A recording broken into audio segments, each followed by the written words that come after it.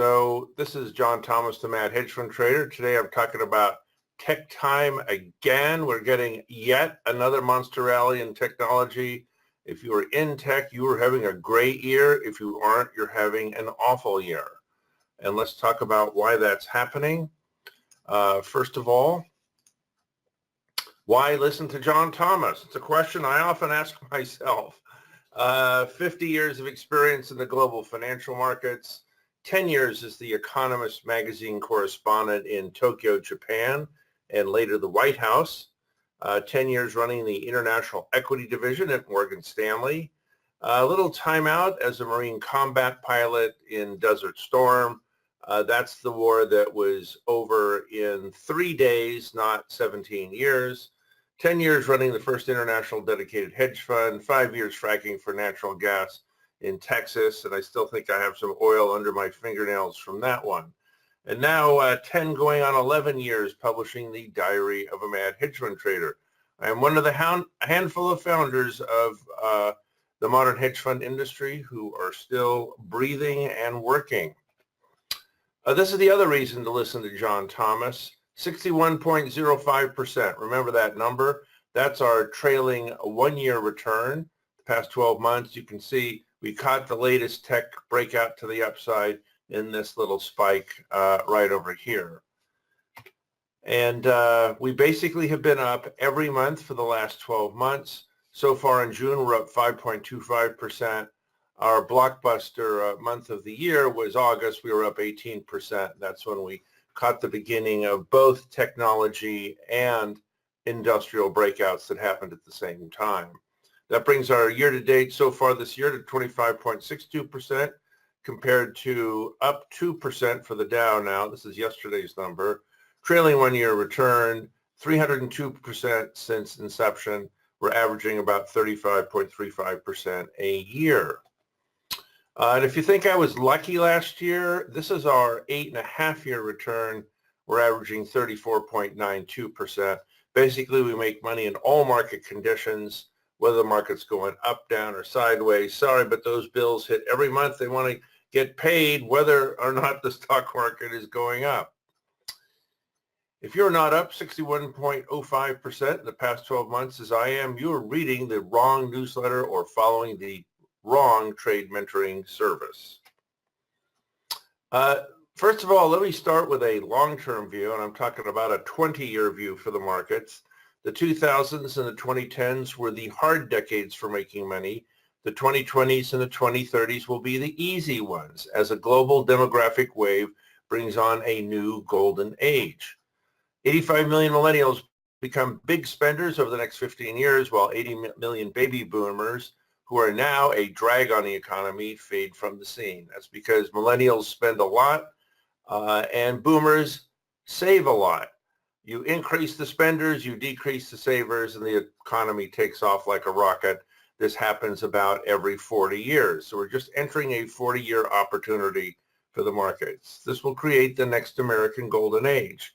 I do tend to get around a lot. I work every summer out of Zermatt, Switzerland, and that's me watching climbers come down from the Matterhorn.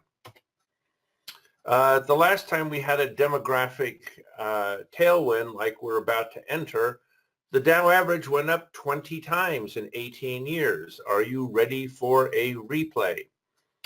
Yes, we went from 600 in the Dow. It's hard to remember that it was that low, all the way up to 12,000. We're at 24,000 now on the next leg up to well over 100,000. Dow average 2018 to the present takes us up to 120,000 by 2027. So as you come out of the difficult decade, be sure to be aggressive, play from the long side, and have a trade mentoring service like mine telling you how to do it. Method to my madness. The main markets are trapped in broader ranges until the November midterm elections. Really makes no difference who wins the elections. Just the mere elimination of uncertainty is worth a 10 to 15% rally in the markets. Tech stocks are taking over leadership once again, breaking out to new highs.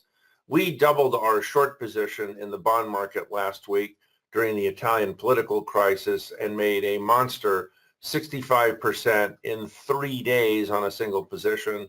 We look for many more of those setups to continue for the rest of this year. We're staying out of the dollar. We're thinking it's kind of stalling here after a huge run against the euro and the yen. Rising rates also say that precious metals and yield plays are dead on arrival. Stay away from gold. Start planning that vacation now. It's going to be a pretty dreadful summer as we wait for those elections. This is our secret weapon, our Mad Hedge Profit Predictor. This is a market timing index, which is artificial intelligence driven by an algorithm that analyzes 30 different economic, technical, and momentum-driven indicators 24 hours a day. As of this morning, it's reading 60. It's the high end of the range. It means that markets are starting to approach an overbought condition, and you might think about taking profits in the recent short-term move.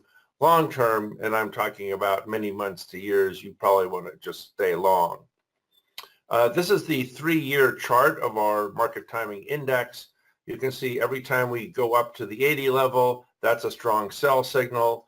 Every time we get below 20, that's a strong buy. We caught the last 3 strong buys this year. That's why we're up 25% this year. And of course, this one broke out to the upside. We're heavily long technology stocks as I speak. So again, our timing index gives you plenty of times every year to buy and sell. Usually it's good for about 3 or 4 round trips each. Stocks, we got the tech breakout again. While domestic stocks and banks lag, technology breaks out to new all-time highs. The S&P 500 earnings rise to $170 a share by the end of the year, which I expect. And earnings multiples recover up to 17.5, and we're almost there now. That gets you to 3,000 in the S&P 500 by year end. So we have another 10 to 15% to go in this rally. Stocks will be stuck in a range for the next 5 minutes because of the elections.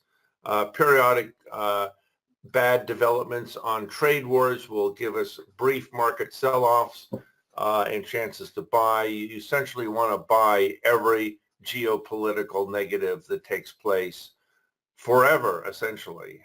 Every single one for the last 10 years has been a fantastic opportunity to buy. We also have seasonals very much against this. You've all heard of sell in May and go away. Even if the market doesn't go down, the volume shrinks and becomes very difficult to trade, and also the volatility shrinks. So you're not getting paid enough for taking risk. That's when we wind our positions down.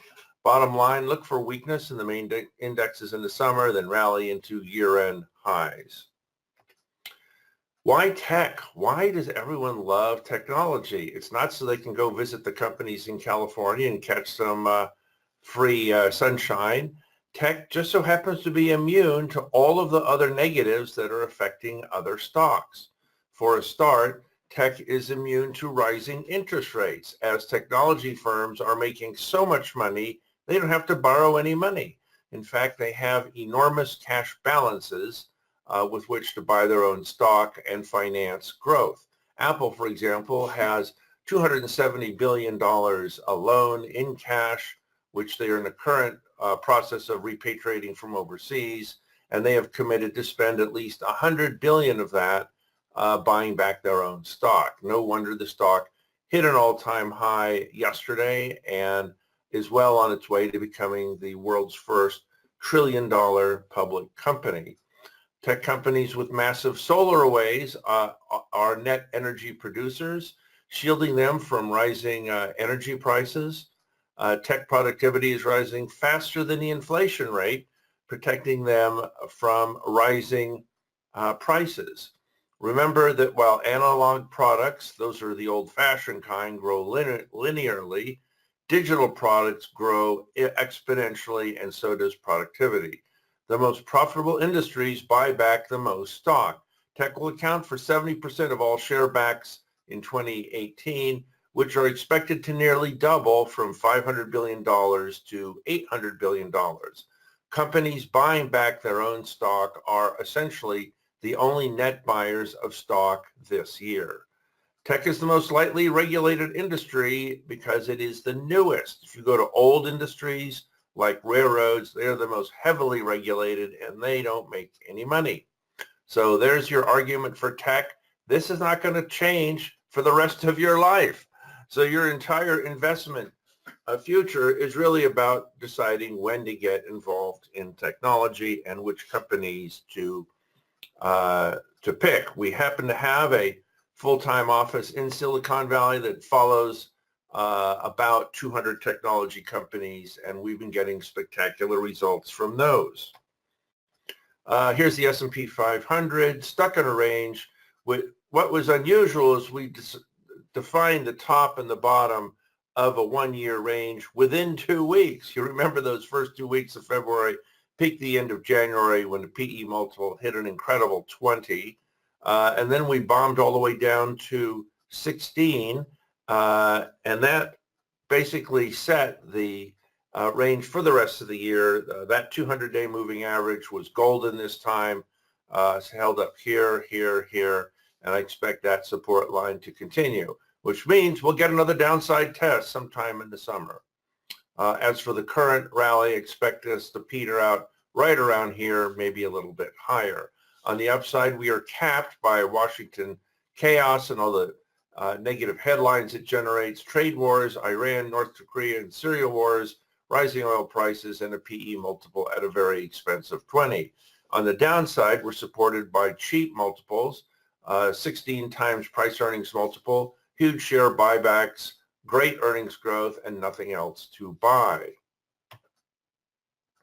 NASDAQ has already hit an all-time high.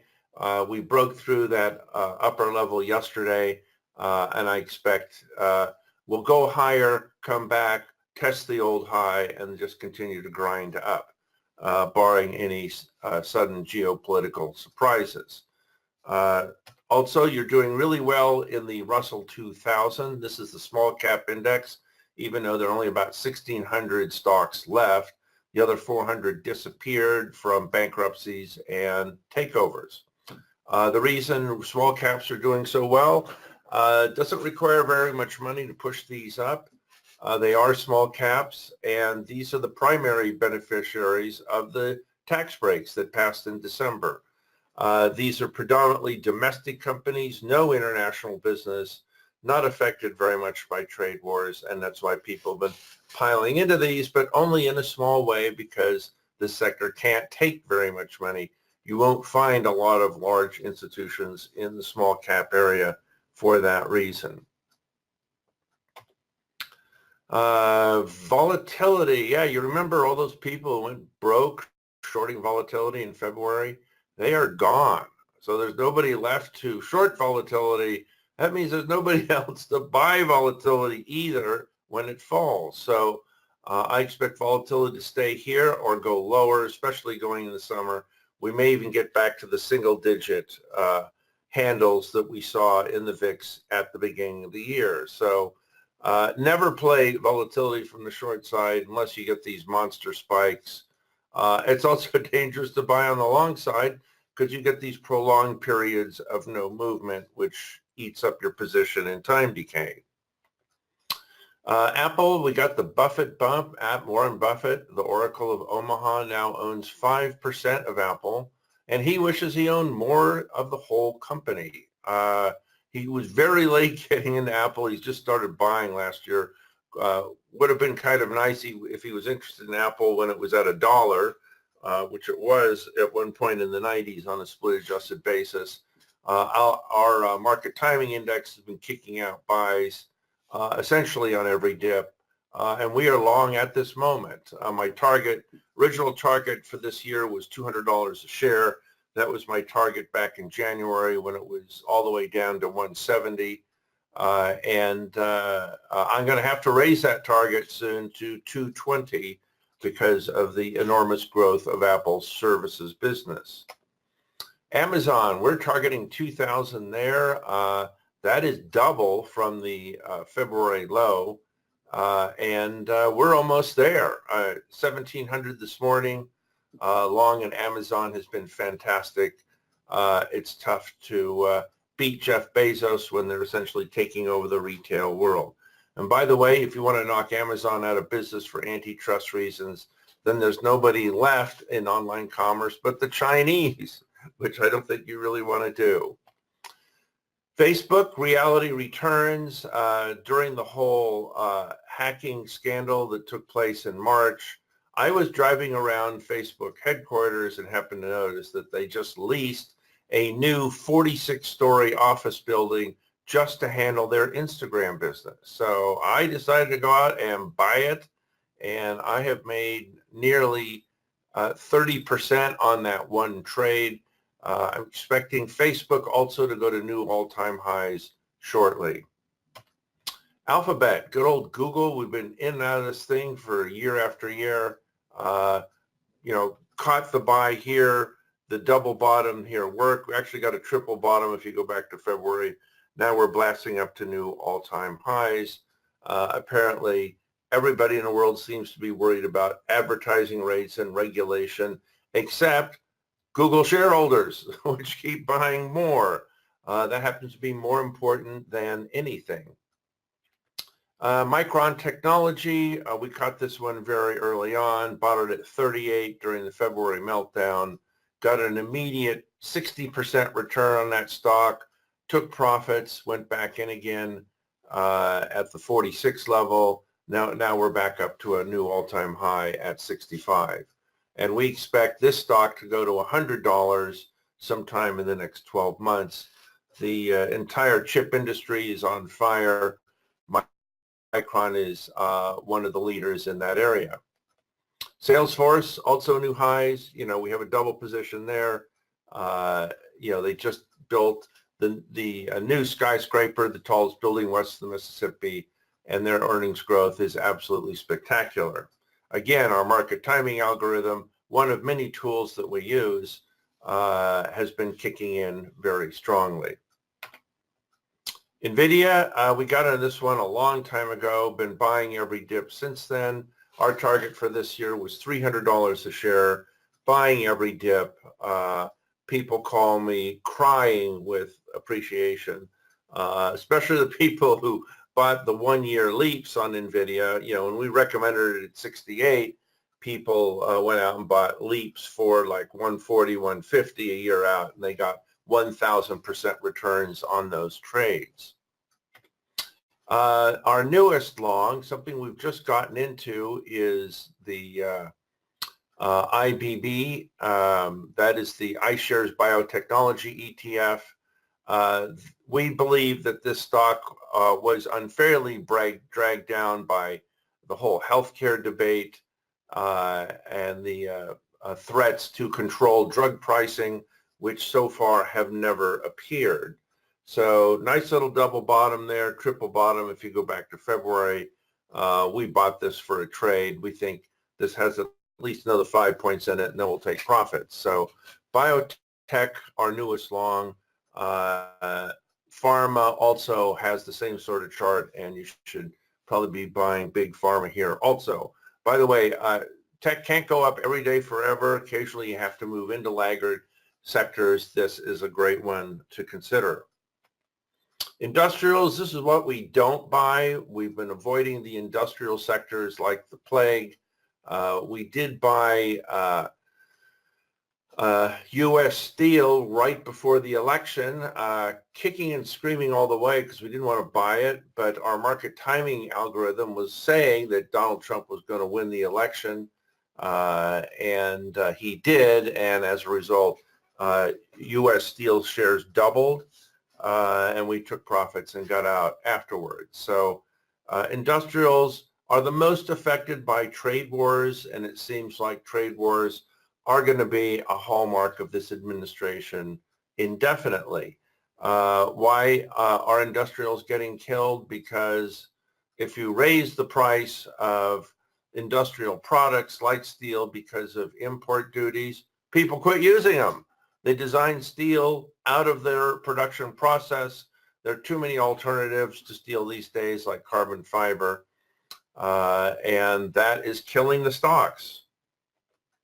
Goldman Sachs, here's another dead sector, which we've been avoiding for a while. we cut the big rally last year in financials. So far this year, they've been dead in the water. Goldman Sachs is down about 30% from its high. Even though they've had the benefit of rising interest rates, they have failed to really deliver on the stock. And I think the main reason these are going nowhere is that these stocks all nearly doubled last year and essentially discounted all of this year's interest rate hikes in advance. So no action here on financials. Industrials, yeah, we already covered this one. Biotech we covered. Oops, I'm hitting the wrong arrow, no wonder. The most often question I get is, when will the stock market peak out? And I will tell you, the stock market will peak out on October 1st, 2019. Yes, I can be that precise if you just follow my logic. The Fed will continue raising interest rates by 25 basis points a quarter for the next 5 quarters. The next rate rise is in 2 weeks.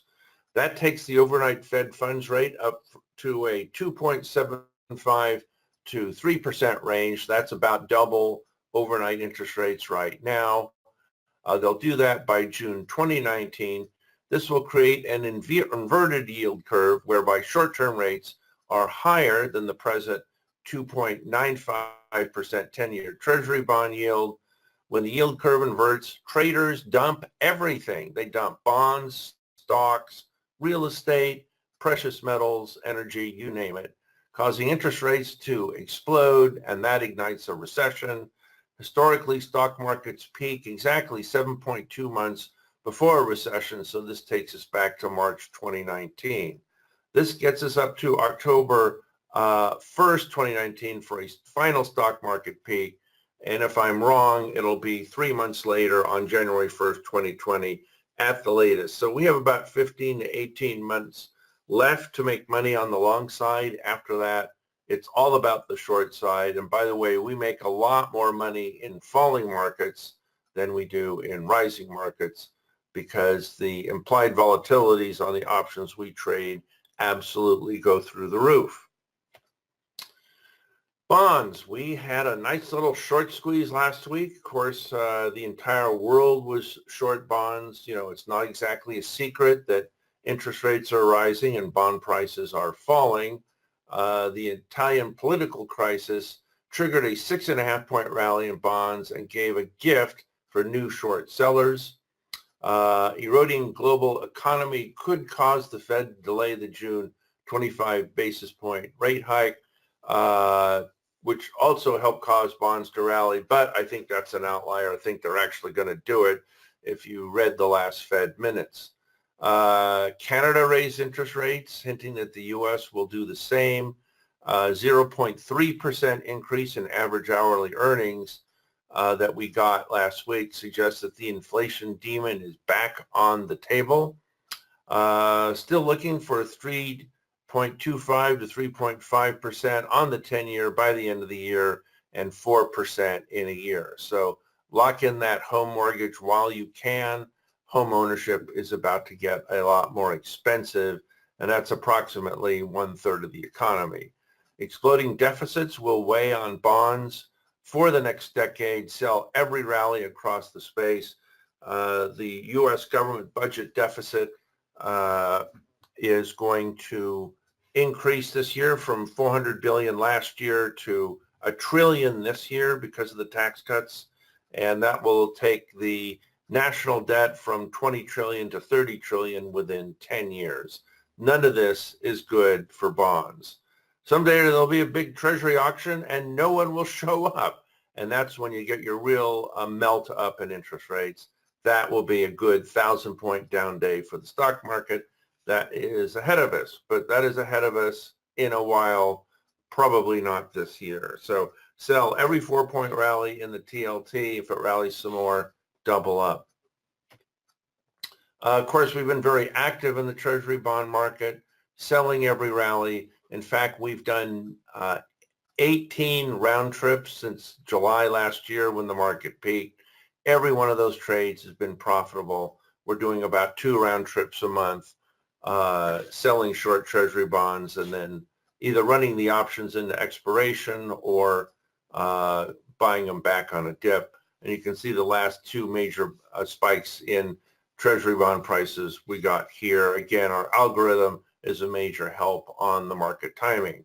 By the way, why use a trading algorithm? About 80% of all stock market trading is algorithmically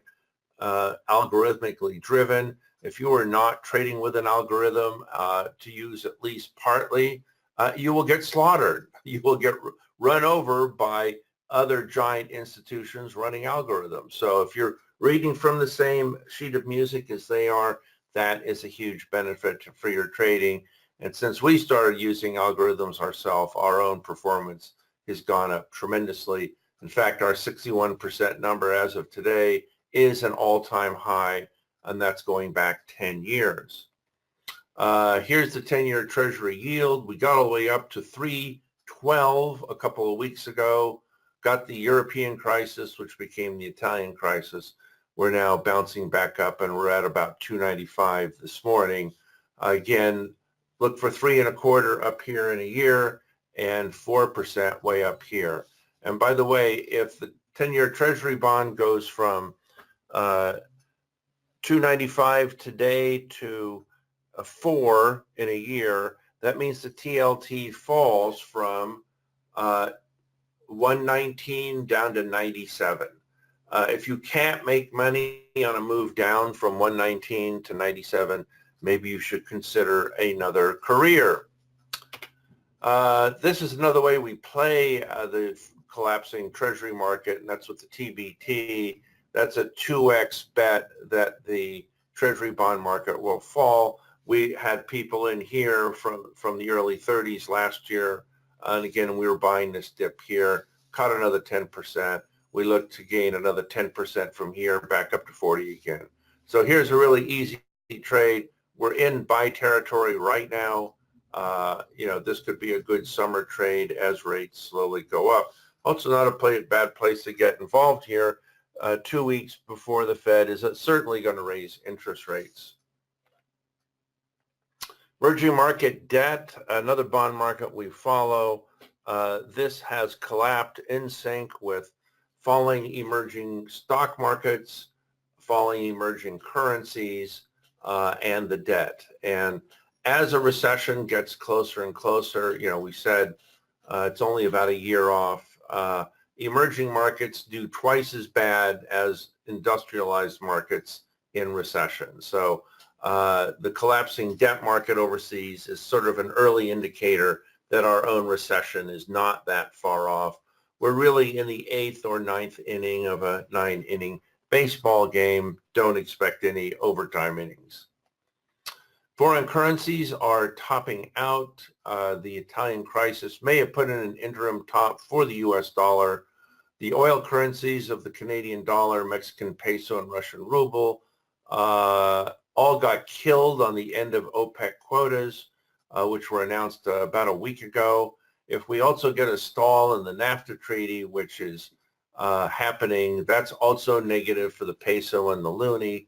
It looks like the government now wants to have separate treaties with Mexico and Canada each, and that would be very negative for those two countries. If you destabilize your neighbors, it causes havoc in the foreign exchange market, as any foreign exchange trader will tell you. Reserve Bank of Australia said they're more likely to raise rates than lower them. That's giving us a strong little pop in the Aussie. Bitcoin been in a downtrend since December. That looks to continue. Bottom line, sell rallies on any currencies. Buy the US dollar. You want to own the currency with rising interest rates, as interest rates are the largest determinant of foreign exchange rates. Japanese yen got a nice little short there at 91 in the ETF. Caught about 5%. We're rallying here. I'm looking to sell the next rally. Euro also, our algorithm perfectly caught this collapse here. We shorted the euro, made some good money there. And by the way, you're also getting a dead cross on the 50 and 200-day moving average, which suggests there may be more downside. Eventually, we're looking for parity in the euro, where 1 euro equals 1 US dollar. And by the way, we've been shorting the euro for about 5 years now, from 160 all the way down to 1. So this has been a nice little money maker. By the way, our algorithm applies to all asset classes, be it stocks, bonds, commodities, precious metals, real estate, or energy. Looking for longs and shorts on all of those. Bitcoin, there's your downtrend. Volume has also been shrinking dramatically. I don't want to touch this with a 10-foot pole until we get a more decisive bottom. Clearly, regulation by the SEC is weighing on this, and of course, it doesn't help that you constantly have $100 million thefts of Bitcoin. Problem with Bitcoin, there's no 800 number to call if your account gets wiped out. It's gone. No security, no insurance, nothing. So very high risk. It's mostly young kids trading this. But I'll tell you, we get a nice little sell-off and then support. Even I might buy some Bitcoin. However, having passed on being able to buy this at $1, not inclined to chase it at $7,600. Too many other good tech stocks to buy, which actually pay dividends. Energy, of course, it's all about end of quota. It was the quota system that caused a massive 18-month rally in oil from $25 up to almost 80. Talk of ending the production quotas is basically the talk of ending oil. That put prices into free fall, took the energy stocks with it. Russia's agreed to join in, the second largest producer of oil in the world. New Iran sanctions, which could eventually take 4 million barrels a day off the market, those don't kick in till November 1st, and those sanctions could get negotiated away until then. By the way, that's going to be an interesting week. Iran sanctions end November 1st, U.S. congressional elections November 6th. So I'm going to be kind of busy that week. At 11 million barrels a day, the U.S. pipeline system can't take any more. Because we had essentially no energy infrastructure investment when the oil price was collapsing, which took place over a 5-year period. Of course, you can't snap your fingers and create a new pipeline system like you can with new stock or new bonds. So it's going to take a while for the U.S. to catch up with existing production levels. Baker Hughes rig count slowing, reflecting this. We only got one new rig last week. Bottom line, oil may be peaking here, so stand aside. And if you take a look at this chart, you can see why you want to stand aside. We got the rising oil all the way up to here, end of quotas, bang, down $9, 73 to 64. I want to stay out of this until we get a more definable range to trade. Energy Select, yeah, the stocks also got crushed. These are the main constituent stocks here: ExxonMobil, Chevron, Schlumberger, Kinder Morgan, EOG Resources, and ConocoPhillips. So again, stuck in this range here. Expect that to continue. If oil price weakness continues, we're going to go all the way back down to the bottom of this range. Exxon, we toyed with a long position here, never did it because the returns were so low in the options because Exxon had been down for so long. This is a 5% yielding stock. That's why you got your support there. So in the middle of the range, don't want to touch it. I'm a guy who gets much more involved in extremes, be they extreme tops or extreme bottoms. No extremes anywhere visible on this chart.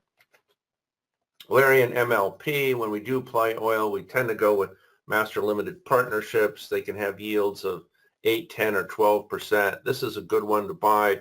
We did recommend that people buy this back down in early April, and that yields some great cash flow for our senior followers. Precious metals, boy, has this been a horrible year for gold. You would expect lots of flight to safety bids, but Bitcoin has basically taken over the world's flight to safety bid. When there's a sudden shock, gold goes up $5 and Bitcoin goes up 100. So that has taken over the world's hot money play. On top of that, the government of Venezuela is steadily going bankrupt. they're dumping their entire gold reserves to fund their government budget. So that has been a cap on the market for about 2 years now. Collapsing euro and Japanese yen are also feeding into weaker gold. So is falling gold prices. Narrow trading range has scared out all the speculators, shrinking volume. Bottom line, buy gold and silver stocks on the next big dip. I think eventually we do get a bull market. It just may not happen this year. Gold, yeah, no friends at all, narrow ranges. This is a trader's worst enemy. Better to have it put in your teeth or to buy for Christmas presents, just not now. Here's the GDX. These are the gold stocks and gold miners, and again, going nowhere. Barrick Gold, collapsed, dead cat bounced, and now sideways in the middle of the range. It's the worst possible stock trading situation you can get. Newmont Mining, this is our favorite over the long term, but again, it's going nowhere. You can pretty much count on getting 200-day support right there, though. Silver miners are even deader than gold, so we'll skip this. And we're on to real estate now, where we have a massive short squeeze going on. This is happening because during the Great Recession of 08, 09, 50% of the home builders in the country went out of business. When you're out of business, you don't come back. So the industry is not able to build enough new houses to meet demand. That has created a massive short squeeze. Home sales are actually falling because of shortage of supply. Rising interest rates are also eating into sales. Home affordability at an all-time low, especially at the entry level. That means inventories are at 3.8 months, which is terrible. Lack of supply, the big issues. Prices can only go up. Here in the San Francisco Bay Area, we're looking at the 6th and 7th year of 10% a year annual increases. That means everybody's home here has doubled in the last 6 months. You wonder why we're always so happy. That's a good reason. In fact, you have a lot of people in San Francisco selling their homes, moving to the Midwest, buying new homes for cash, and then living on the balance of their savings and never working again. So yeah, that real estate play has really been working for people. The median home price in San Francisco is now $1,334,000. To cover the mortgage on that, you need an annual income of $334,000 to support it. That almost puts you in the 1%. So San Francisco, unless you were born in San Francisco and inherited an apartment or you married into one, you have to be in the 1% to come into the market new. Mortgage applications down. Case-Shiller, still a strong 6.5% annualized increase in home prices with 10% on the West Coast. Bottom line, buy real estate plays on any big dips. Here's the S&P Case-Shiller showing that prices nationally are blasting up to new all-time highs. This is the home building index. We were in this for a long time, but once rates started to rise, the sector collapsed and never really recovered. Bit of a mystery why this isn't doing better. The only possible explanation is rising interest rates. So trade sheet, what do we do about all this? Stocks, you want to buy the tech dips. Bonds, sell any and all rallies. Commodities, stand aside. Wait for the big inflation play. Currencies, sell any rallies in the currencies. Precious metals, stand aside. Volatility, go short only on runs up to $20. Real estate, buy the dips. So who's going to show you how to play the next 90,000 point move in the Dow that's going to take place over the next 10 years? Come sit with me, John Thomas, the Mad Hedge Fund Trader, and my Global Trading Dispatch. Discover how you can tap into the top performing trade mentoring service in the industry, up 50% a year or more in impossible markets. Follow my research and market-beating trade alerts, and you will rake the profits in. Let a Marine combat pilot steer you to big profits. And no, that is not the airplane I flew in Desert Storm. The one I flew had a few more engines and was a lot bigger. One of my hobbies is flying vintage aircraft. This is a 1932 de Havilland Tiger Moth. biplane. It's made out of Irish linen and Norwegian spruce. Notice the design flaws. Gas tank is over your head, and it had no brakes. Only a tail skid, which is why we can only land that plane on grass. I have part ownerships in vintage airplanes all around the world, and that's how I spend my free time flying. We trade single stocks, options, and ETFs for global equities, bonds, foreign exchange, energy, commodities, precious metals, and real estate. This is a typical trading month for the Mad Hedge Fund Trader, and this can be yours. 10 out of 11 trade alerts were profitable. You can see here we bought the S&P 500, made a 16.3% profit, went short treasuries for an 8% profit, bought the Russell 2000, Amazon, Apple, and then we bought Biogen, but then a certain tweet took place, killed the entire pharma sector, so we stopped out of there. We tend to stop out of positions very quickly when we don't work. I'm too old to start over again at Morgan Stanley, and they probably wouldn't have me anyway. But we made the money back almost immediately, bought Palo Alto Networks, sold short the Japanese yen, sold treasuries again, bought the S&P 500, and we bought gold back then. Let me tell you how a typical trade alert works from our service.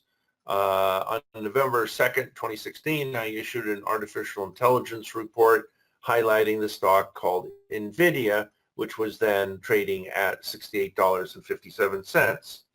So I sent out a trade alert, and this is what it looks like.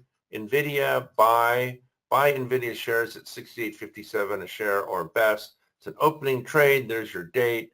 10% weighting in a $100,000 model portfolio is $10,000. That equals 146 shares. What happened after people bought their Nvidia shares at $68.57? They went to 120. What do I do when we get a great return like this? No, I don't sit around and pat on my back, and neither should you. I send out another alert that says take profits. Sell Nvidia at 120 or best. Closing trade, there's your date.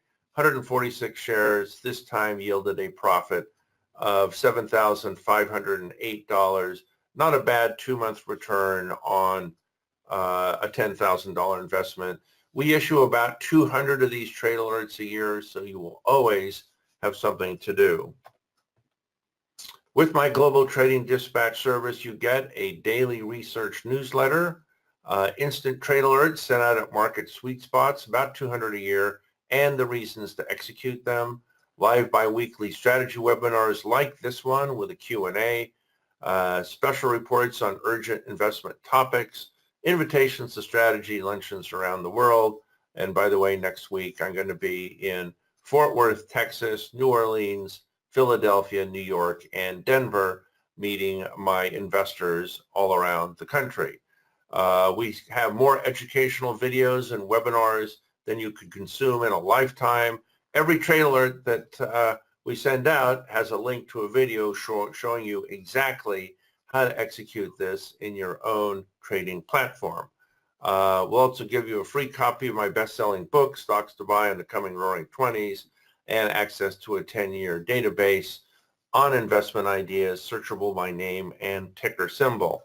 I'll even clue you in on a great surfing camp in North Africa, which has a seniors division. Warning, it's a lot harder than it looks. Yeah, I got a few bruises from that one. Moving forward, this is what I'm not going to charge you for this service. I'm not going to charge you $100,000 a year. That's what I charge my big hedge fund clients, and they're happy to pay because I make them millions of dollars. And I'm not going to charge you $10,000. That's what I charge my concierge clients who get my personal cell phone number. And I'm not going to charge you $5,000. That's what we charge our advanced option trading clients. I'm not going to charge you $3,000. This is the cheapest price you will find on my website for this service. This is the real deal. Creating this product cost me millions of dollars with the best customer service in the industry Running it costs me millions more. Today and only through this webinar, you can get 3 months of our service for just $497. We can offer it this cheaply because we know when it comes time to renew, you'll happily pay the full $3,000. So just click on the chat box on the right and you should have a link to our dedicated sales page. You can only receive this offer by clicking the link on the sales page. So if you can post that in the chat box right now, that would be great. This is a limited time offer. I can only take 25 new subscribers at a time. It's first come, first serve. I can't wait to make you a top drawer trader. Just click on the chat box on the right. Let me make the money for you to pay for your own subscription. You make the trades, discover how an experienced hedge fund manager finds and exploits the best sweet spots in any market. We told you which stocks to buy during the Trump melt-up. Who will tell you what to do during the following meltdown? And it will come. Let's see, and let me see. Take a look at any questions here and see what we've got. Okay, lots and lots of questions. Okay. Okay, well, I guess a lot of people are going to be subscribing. Let me move on here. Here's a few testimonial that we got in from existing subscribers. That's me in front of the Matterhorn where I work every summer. Let me take some of these questions. Bill in Portland, Oregon, can we talk to you directly? Bill, I spend part of every day calling readers looking for ways to improve our service. You can email me anytime. I always answer same day. And during our biweekly strategy webinars, you get a chat box which you can ask me all the questions you want. Dan in Topeka, Kansas, what's the minimum amount I can start with? Dan, $10,000 to be safe, but I've seen people do it with $5,000, and we do have students trading from dorm rooms with as little as $400. Jim in Dallas, Texas wants to know, are the trade alerts for stocks, ETFs, or options? Jim, all of the above. We send out a range of possible securities with every trade alert so readers can tailor their specific needs and risk profile. And let me see, are there any losers? Yes, we do have losers. About 90% of our trade alerts are profitable. The 10% we stop out very quickly, usually when we have a loss that starts to exceed 1% of our capital. Let's see, Joe in Detroit, Michigan. I've never done this before. Can a beginner start with no prior experience? Absolutely, Joe. Bringing beginners into the market for the first time is one of the primary goals of this service. Let me move on to another testimonial here. I also work about 4 months a year out of Incline Village, Nevada, and spend my afternoons hiking around Lake Tahoe. Okay, another question going forward.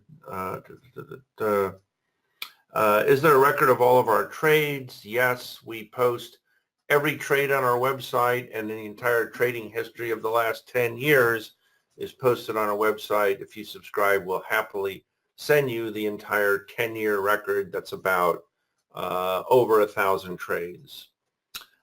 Joel in New York City, how often is the newsletter sent out? Joel, every day the market is open, about 250 times a year, and it'll be in your inbox midnight Eastern every day. Let's see, we covered that one. Let me see more questions here.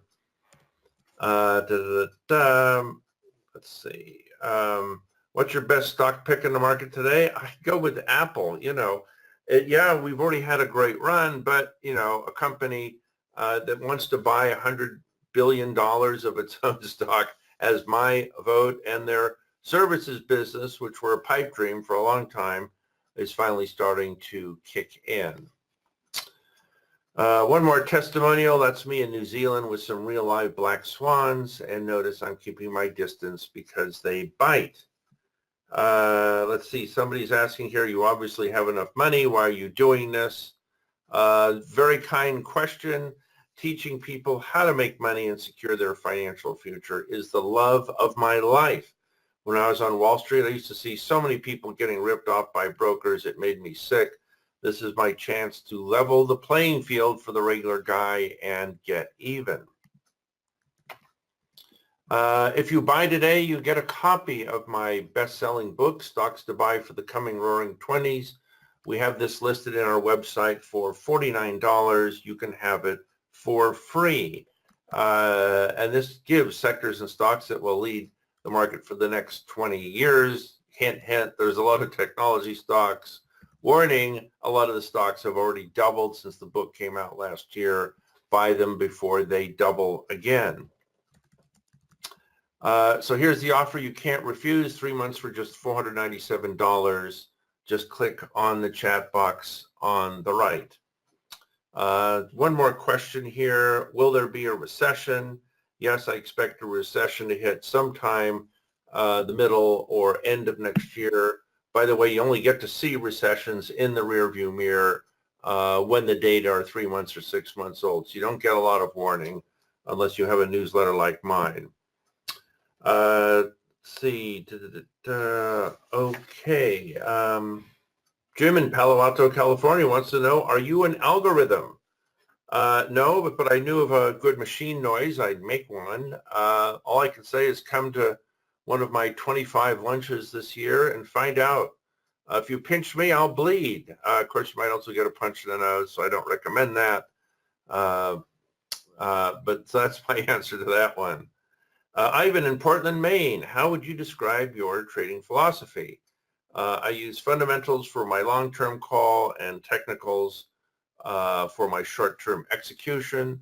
That is what every professional does, and it works great. Okay, just a couple more questions. We only have about 2 more minutes to go. Here's someone saying, I'm up $10 million following John on his technology recommendations. Yeah, no surprise there. Do you expect any movement over the before the congressional election? No, but we could get the start of a big year-end rally around September or October. Let's see. No, you do not need to worry about wash sale rules because the options offset each other. So there is no net increase in tax, but you have to talk to a specialized securities tax accountant to get them to do that. Your average H&R Block is not going to know this. Why isn't Apple giving that $100 billion to shareholders? Answer, they are, by buying back their own stock and increasing their dividend. Anyone has any trouble, can't find the link to the chat box, just go to madhedgefundtrader.com and we will take care of you. You won't find our price, but if you send an email to customer support at madhedgefundtrader.com, we will sort you out with this special introductory price. Okay, I am getting other people saying they can't find the link to the sales page, so if you could post it to the chat box, that would be great. And there it is. There it is in letters, in blue type, www.madhedgefundtrader.com/MF0618. Okay, I have to go jump on another webinar in a minute. So thank you very much for attending today's webinar. And those who have already subscribed, I look forward to working with you over the coming 3 months. This is John Thomas, the Mad Hedge Fund Trader, signing off for today. Good luck and good trading.